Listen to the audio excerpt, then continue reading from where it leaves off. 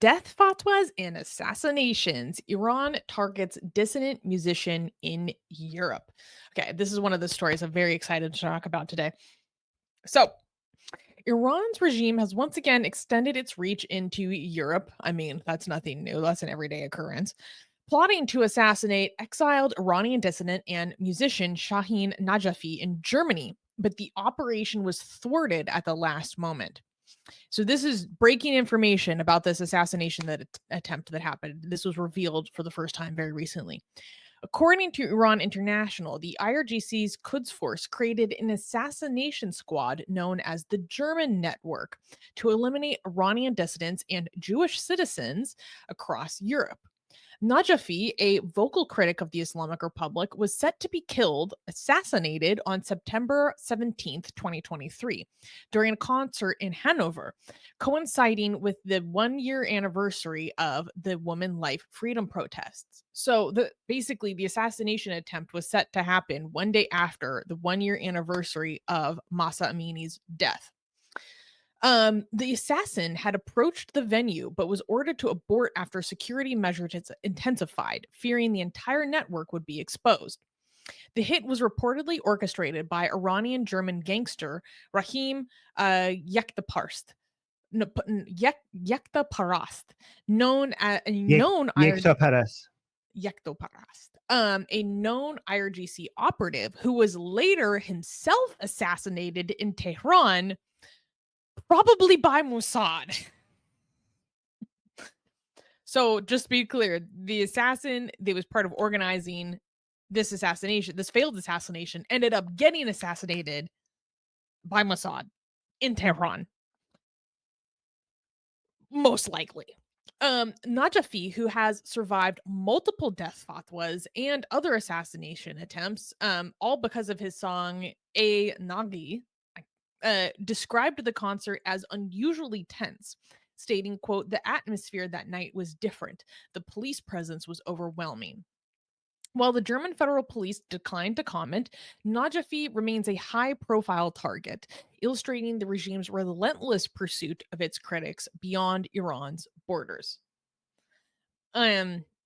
So this is like a very important story, because for people that are not familiar with opposition figures in the Iranian diaspora or like contemporary pop culture, you might not know who Shahin Najafi is. So Shahin Najafi is a musician. His music is very unique. It's gone through many different phases over the years. He's kind of like rock, kind of punk, sometimes kind of rappy, very different. It's he's very expansive. Like I'm familiar with his work, and I always feel like he's kind of like an artist's artist. Like when you watch his work, especially over the years, you understand how he's very, very visionary, very subversive of norms, not only religious norms, but general norms in Iranian society. Um, he has gone through many different political evolutions. He used to be more of a communist. Now he's like a full-blown monarchist. Um, and a He's very, anti-communist, aggressively anti-communist now. yeah. um, he's a very visionary creator. And so I would really encourage people to go look up the work of Shahin Najafi.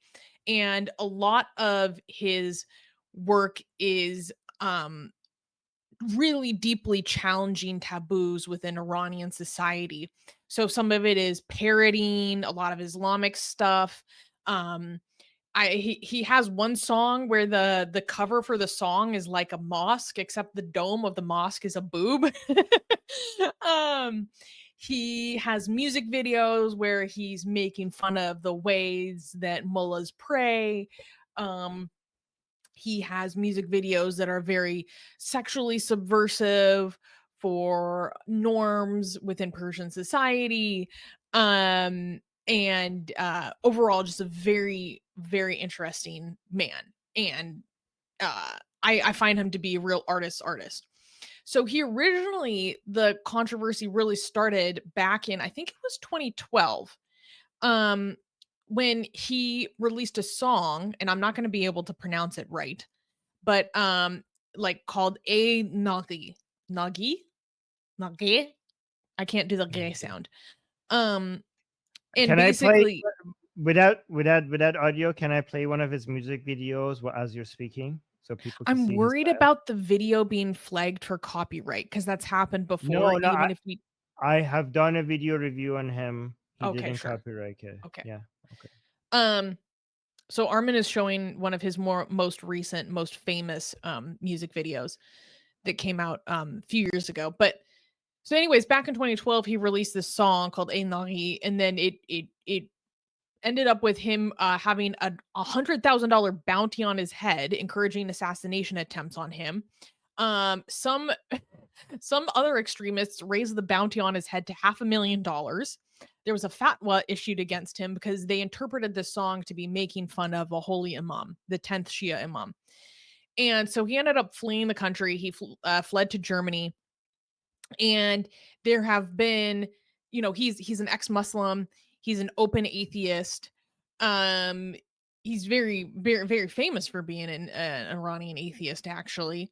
There have been people calling for his execution for apostasy, so he's had many fatwas out against him for many years. He's been forced to live under heavy security in Germany, and this is going back like over a decade, right? There's been other assassination attempts on him. He's claimed multiple times that he's survived assassination attempts, and so he has to travel and live under a lot of heavy security. And so he's this most recent assassination attempt is notable for it happening in the midst of current political unrest in Iran, especially considering his political evolution, from going from being a commie to now fucking hating commies, being very openly pro monarchy. Um, Even I don't know if I can say some of the stuff he says about commies on YouTube. um, but Armin, so I don't know, what do you think about him and his cultural impact? Yeah, so I just want to mention in Iran, the monarchist movement, which is again not absolute monarchy, it's a parliamentary, constitutional monarchy with a parliament, and it's a democracy, just like in Norway, Sweden. That's what the monarchists want. But it has become a movement that is, in my opinion, more about standing against both Islamism and communism and separatism rather than being purely just about being pro monarchy. It's just basically the safest bet. I'm not a monarchist myself. I'm a republic. In Iran, we have the Republicans and the monarchists. So the Republican in Iran means something different than Republican in the United States, right? In United States, most people associate Republicans with right-leaning people. It's a brand of a party. In Iran, it's the opposite. In Iran, Republicans are mm, unfortunately seen by many people as leftists, and the monarchists are more right-leaning.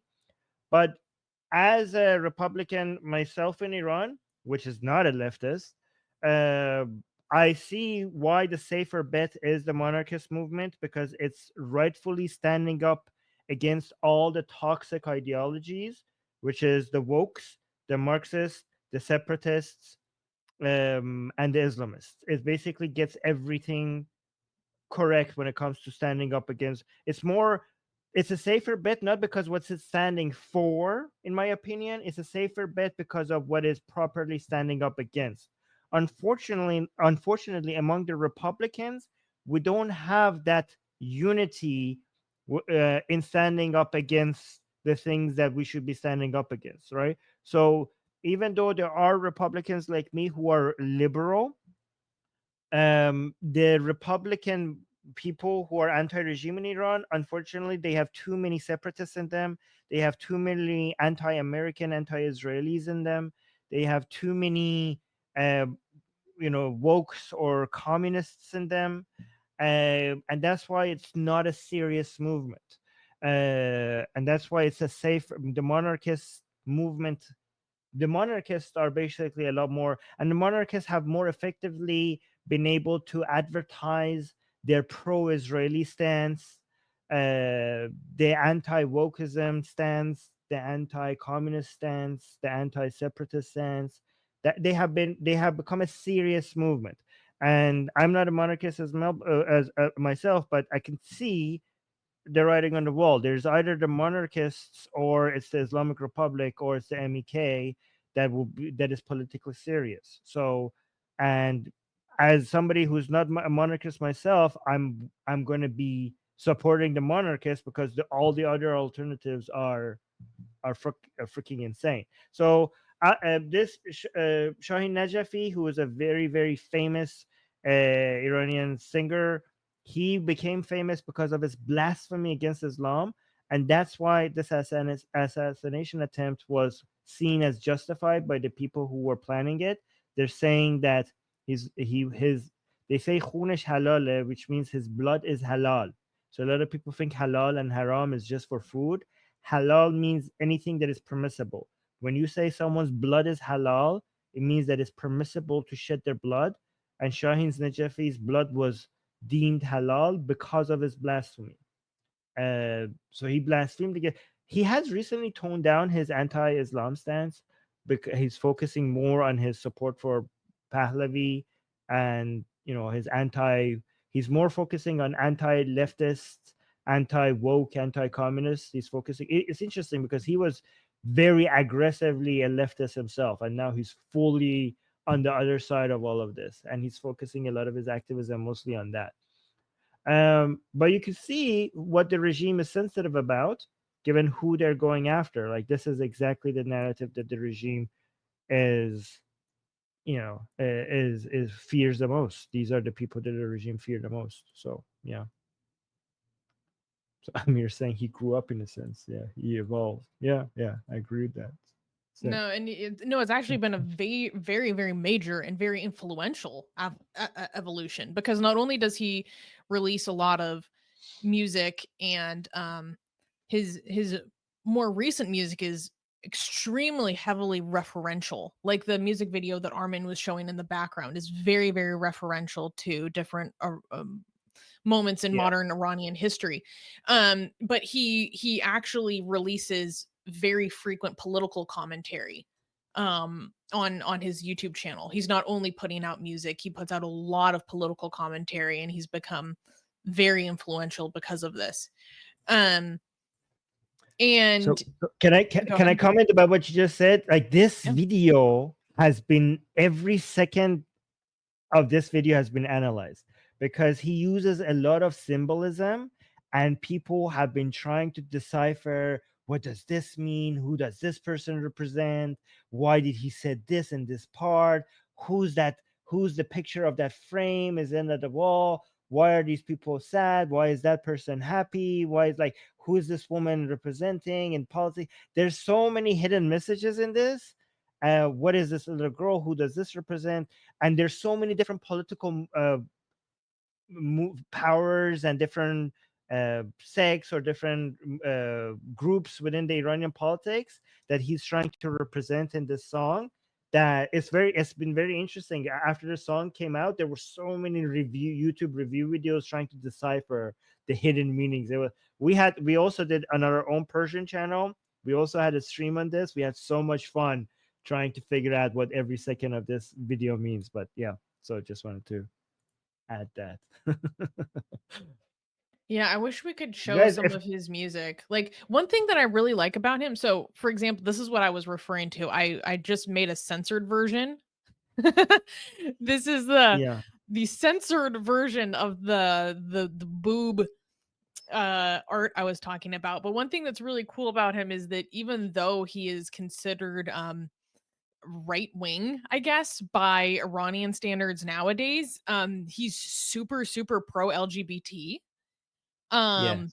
and that's never changed. And so he's actually helped normalize and promote, like, being very firm on LGBT rights within, I guess, more right-wing coded political movements in Iran. I mean, Armin could speak to that more effectively, but that's something I've always loved about him. Yes, yes. When he came out of being a lefty and he went more towards the other side, he never stopped his support for LGBT in Iran, and so that part of him never changed, which is great. Yeah. Yeah. I wish we could show some of his music video in Hadam, which means destroy or destruction, right? In Hadam. Yes. Yeah. Yes. Because That's that was beautiful. another music video. Actually, do you think I could pull it up? I don't want to get the copyright strike. No, no, let's not do it. Maybe we Okay. could. Yeah, yeah, and also because we're gonna go overtime, as you said. Yeah, that was just such a cool one because it also had a lot of symbolism and was really representing like the new movement against the Islamic Republic in such an amazing way. Um, Can you read this comment by Christina? Christina saying, I have come across your channel and will watch more of videos. What a brave girl. Oh, I think you're talking about the first Yeah, the clip. first one. Yeah. Watching from Yes. Northern Ireland. Well, hello, my friend. Welcome from the UK. Thank you. Thank you. I Um, just wanted us to read that before she goes because I appreciated that message. We will read them more of the super chats between the news items. yeah. But I still want to just briefly talk about the fact that I find it hysterical that the guy that was organizing the network of assassins in Germany had to flee Germany because apparently he was involved in the murder of another gangster. So he had to get he had to get the F out of Dodge and flee back to Iran. And then he ended up being assassinated allegedly Yes. in the heart So of that Tehran by Mossad. Can we talk about that for a moment? yeah. So apparently, guys, the would-be assassin of Shahin Najafi was assassinated himself. He failed at assassinating his target, and then eventually he was. Was it by Mossad? I didn't know. This is news to me. I know he was assassinated. I didn't know Look, was it by Mossad? this is I the don't think it. allegation. I We don't don't think it's by Mossad. know. No, We no, no. don't know. I think in This is Iran, what's being in reported. Iran, okay, Mossad has been so effective at taking out Iranian officials. Now anybody that dies, people are like, is this Mossad?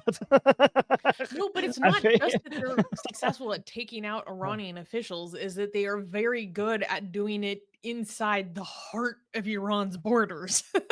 That's I why. just don't know if this guy was a. I don't. I just don't think. Maybe I'm wrong, but I don't think this assassin would be a major target for Israel. You No, know. he was So. because I mean, Oh. Iran International in their exclusive report on this, they actually detailed this entire unit. There was an entire unit operating in Germany called Unit 840, and they did a lot more detailing into the operations and hierarchy of the entire unit, which I have not explained here. But basically, this unit was not only dedicated to going after Iranian dissidents in Germany, it was dedicated to planning attacks and assassinations on just random Jews in Germany. Because let me Okay. just emphasize this So. once again for people who don't understand. The Islamic Republic is so fucking powerless against Israel that the best recourse that they can do is, I'm not exaggerating, like literally the best thing that they can go do to show that they're strong is just go attack random Jews in different countries. That is actually their plan and their strategy. So that was one of the mandates of this Unit 840. And if that's the case, then I do not doubt that Mossad would have a reason to go after them because Okay. they've done that Well. before to other Iranian targets assigned to go after random Jews. They're like the ones in Turkey. Do you remember that? That's one of Yes. why they took out Yeah. some of the ones also inside Tehran. Right. But first of all, if this is done by Mossad, first of all, thank you, Mossad. Second of all, this is why Iranian people are not delusional, and they're as they're often being accused of by the regime when they say that the victory of Israel is the victory of the Iranian people. Then when Israel is successful at assassinating regime officials, they're also successful at liberating the Iranian people. Because when Israel kills somebody, they're also killing the oppressor of Iranian people. And here's exhibit A right here. Basically, you're telling me Mossad is killing an assassin who was set to kill an Iranian citizen because of his speech, because of his art. And Mossad takes that assassin out. This is why Iranians are correct to see Israel as their allies, because their interests align with each other. Yeah. Yeah. Here's Yeah. a quick snippet from the original article. Subnetworks, Pakistanis and Poles. The German network extends beyond Iranian operatives. A European and an IRGC source disclosed the existence of a Pakistani network under Buzorg's control. Buzorg is one of the guys who was in charge of Unit 840. 2 years ago, this network planned assassinations of Jewish and American targets in Congo.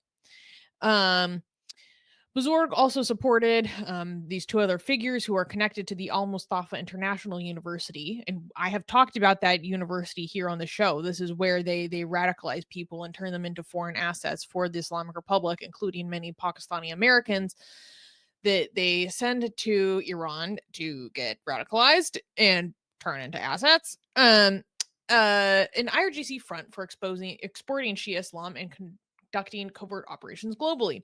They recruited operatives, including 3 Pakistanis who received training in Iran and Syria before being deployed to Congo.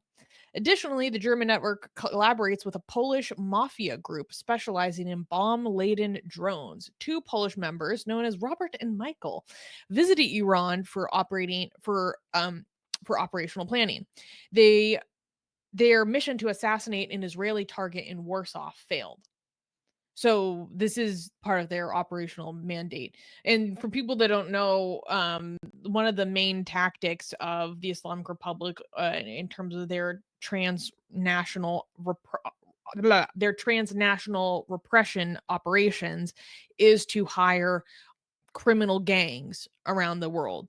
So they'll outsource their operations to criminal gangs, oftentimes Eastern They European can't even criminal. do their own assassination. They Yeah. can't even do their own assassination. Yeah, and these foreign gangs, yeah, oftentimes Eastern European gangs tend to have, quoting a report I read on this, low levels of professionalism. That still gets me. Um, Part of it is for plausible deniability, and then also part of it is because the operational security in those fields is more difficult for them. Um, so they just try to outsource. Like I don't know if the people know that the Islamic Republic likes to use the Hell's Angels biker gang for drug Yeah. trafficking and assassination attempts. Something I never thought I would ever hear in my life. Yeah. Yeah. So, anyways, All right, let's look at the yeah. comments. This one. Oh, so this is Oh, this is a the pro regime. pro-regime Iranian in the U.S. IRGC insider. Ha ha ha ha. Iran International, owned by Israel and America, desperate trying to trick people into destroying Iran. Well, the joke's on you, asshole. It's owned by the Saudis. Yeah. Yeah. Uh, But yeah. to them, they're like same thing, Yeah. same. Same thing. Same masters. Zionists, all Zionists. Zion. Zion. Um, this person responded, "This is what they do. Islamic Republic is a thug, terrorist, occupying regime in Iran. Blast them out for good. They belong in the I can't talk. Trash heap Heap of of history." history. Yeah, I'm not going Yes. to really disagree with you here. Nope. Well, I mean, the good news is they looking weaker than ever. So Yes. Could be faster though. yeah. Oh, we got some super chats. Do you want to respond to those? Yes, Bull McLeod Oh, give a super chat. sorry. Oops, saying I turned 30 yesterday, so I'm an old man now. Well, happy Oh, birthday, come on. Bull. Happy birthday. Oh, why are you sad though? You're sad. Look at him. You're not an old man. Oh. It's okay. It's a happy birthday. Oh, Meanwhile, everyone that's older 30 is like, "Hey, stop hey, that." stop it. Stop that. Yeah, you just called everybody above 30 here very old. Yeah. That's how Armin feels when I complain about getting older. He's like, "Hey, you're a baby. She- Shut up." You do that on purpose. You come here like, oh, I'm so Sometimes I old do and I'm do it to sitting get under here. your skin. I do. Mm. But happy birthday. Happy birthday, yes. Danny is asking a question saying, "Why doesn't Israel support the monarchists?" Sponsor Americans. Okay. Sponsor, excuse me. Um, I mean, before October. First of all, before October 7th, Israel was not their plan. There wasn't part of the plan to go and help topple the regime. Okay, because Israel, guys, things are more complicated for Israel than a lot of people understand. Israel doesn't want. If Israel participates in war, it's not because it wants war. It's being dragged into war by its enemies, right? Israel, given that it's a tiny country that its existence is constantly being threatened, wants stability in the region. As much as people want to act otherwise, they prefer no conflict, no war. They prefer things remain stable. And just understand that toppling of the Islamic Republic is a very risky game because it's like throwing a dice. You know, people for Israel, like people can talk about toppling the Islamic Republic, but for Israel, I mean, if you make one move wrong, the wave that happens in the Middle East could be the end of you, right? These are very risky bets to make. So supporting the monarchists is a very aggressive push towards a position changing things in a way that is not as predictable as many people try to make it seem, make it, especially if your entire existence could depend on it. You have to be very careful. However, this everything I said is true for before October 7th. Israel wanted to move things slowly, not to, but after October 7th, they now seem to be more set than ever. Are like, okay, let's go for the head of the octopus, right? So that all of that attitude that I told you has now shifted among the minds of many Israelis after October 7th, and we do see now after October 7th a closer relationship between many Israeli politicians and the monarchists, and this is something that you could see. Reza Pahlavi himself made a trip to Tel Aviv, which was a huge Historic. move. It, But that it was was years ago. That was like historic 2 years ago. Way two before years October 7th, ago. 3 years ago almost. Yes, which was the first time an Iranian politician to that high ever went to Israel for diplomatic relationships.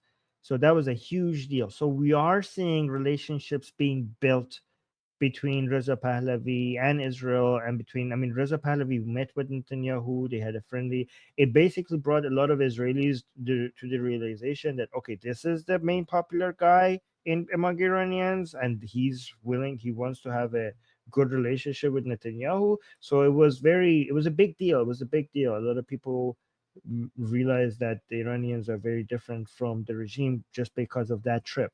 So things are moving in the right direction, but I don't know what you mean by sponsor. Um, Unfortunately, Reza Pahlavi has a huge um, there's a huge barrier in fundraising. There's in Iranian culture, raising money is unfortunately is looked down upon by a lot of Iranian people. So we have to normalize that before Reza Pahlavi actually manages to come and raise heavy money for lobbying and other activities. We have to Yeah, like normalize asking that. for donations is like, Yes, asking for money, asking for donations is kind of seen as a taboo, which is weird yeah, because that's how you win. yeah, yep, Yeah. yep. Um, okay. Christina also just gave a 10-pound super chat with no comment. Thank you so much, She, Christina. the same person that left a comment that I Yeah. highlighted was like she discovered the channel. Thank you, Christina, for the support. Yay. Yes. Christina, subscribe, stick around, become a member. If you like this, you'll like a lot of what we do here. Um, and Dan gave another super chat. Dan being very generous today. Thank you. Saying, what Muslim nation is the most brainwashed? Pakistan. I was gonna say Pakistan. I mean, I didn't even have to read the whole sentence. That's the first thing. Guys, is there anybody? It's Pakistan, right? Sorry to our. I apologize to our atheist and secular-minded Pakistanis in the live chat. If I'm wrong, tell me I'm wrong. But it's Pakistan. I think they're the most likely to agree with you, to be honest. Yeah, I think atheists. I think Pakistani atheists would agree with me on this. I'm not trying to be insulting or anything. I think they would agree with me. Yeah, right. And Armin is saying, excuse me, Dan gave another super chat saying, Armin, have you ever met a Parsi? Meaning a Zoroastrian, for people who don't know. Freddie Mercury was an Indian Parsi. A lot of them celebrate ancient Persia. They contributed a lot to India. Most Hindus absolutely love them, want them to have more kids. Yeah, I constantly. I mean, I'm aware of them. We know about them. Indians constantly mention that to me. I mean, sure they exist. I haven't met one, and I don't feel connected to them through heritage or anything like that. I mean, they exist. I wish the best for them. I don't know, like, so so let me just answer the question. Have you ever met a Parsi? Not that I remember. Freddie Mercury was an Indian Parsi. Yes, I know. A lot of them celebrate ancient Persia. Good for them. They contributed a lot to India. Well, okay, good for them. Most Hindus absolutely love them. Want them to have more kids. Well, it's their choice if they want to have more kids or not. Okay, yeah, I think I No, responded to but that. I just so don't know Parsis what. are like the Yeah, Indian Zoroastrians, but you've met Zoroastrians before, right? yeah, I met Zoroastrians. I just never met when they say Parsi, they're talking about The Indian Iranians who ones. went to India, Zoroastrians that went from Iran to India. Because to me, Parsi means something else, right? But to Indians, Parsi means Iranian Zoroastrians who traveled from Iran to India after the Arab invasion. But in our language, when we say Parsi, we don't mean that. An Indian, when you say Parsi to them, they think Zoroastrian. But when you say Parsi to me, I think of an ethnicity and a language, regardless of your religion. So it means different things in different countries. Yeah. I don't have any. I don't have any. I mean, Zoroastrianism to me is a religion. I'm an atheist. I'm an anti-religion activist. So to me, Zoroastrianism, I don't have any positive feelings towards Zoroastrianism, other than I understand. Okay, so let me be fair. I understand that Zoroastrian symbols are now an effective tool of signaling nationalism.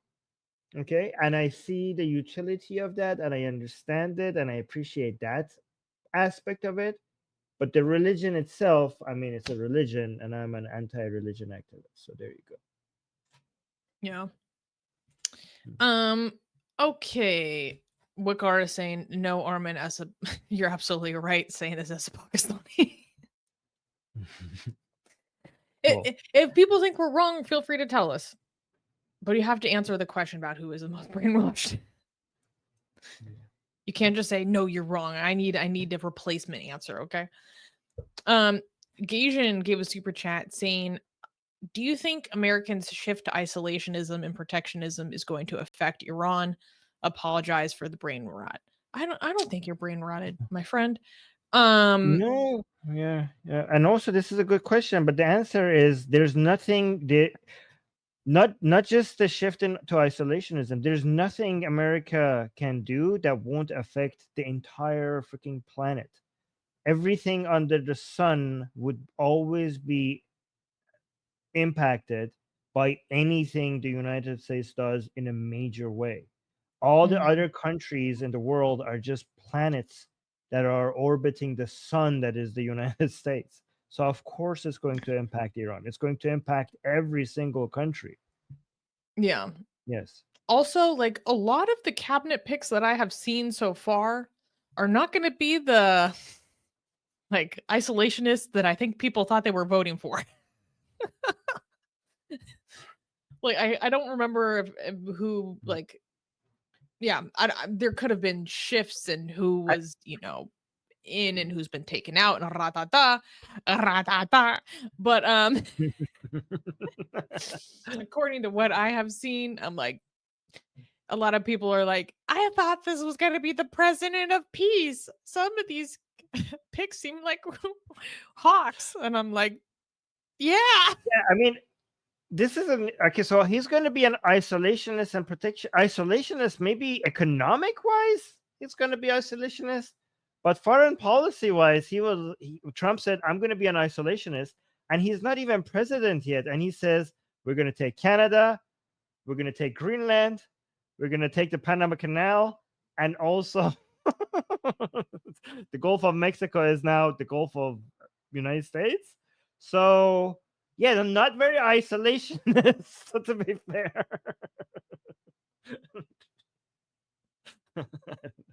I don't know. But yeah, all of this, everything Trump or anyone else does, uh, is going to be affecting the entire planet. So Yeah, exactly. Iran is going Marco to be Rubio as the Secretary of State pick, not an same. isolationist. Yes. Yes, yes, yes. I mean, sure, it's Guys, not John Bolton, but yeah.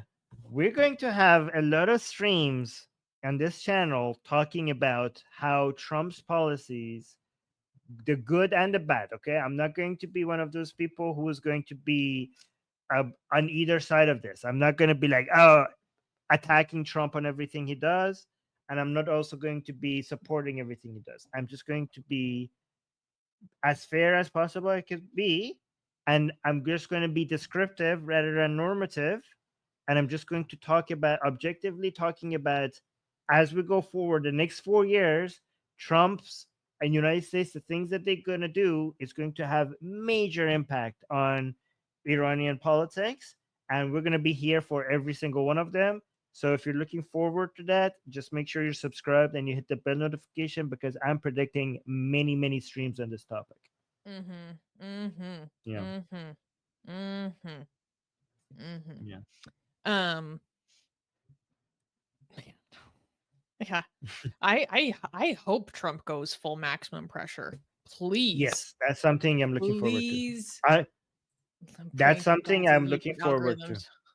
YouTube guys, please. I mean, I don't know. Trump is not on YouTube, but yeah, one thing Trump is gonna do. Hopefully, I mean, I don't know if he's gonna actually do it or not. He's gonna do maximum pressure on the Islamic Republic, and I'm here for it.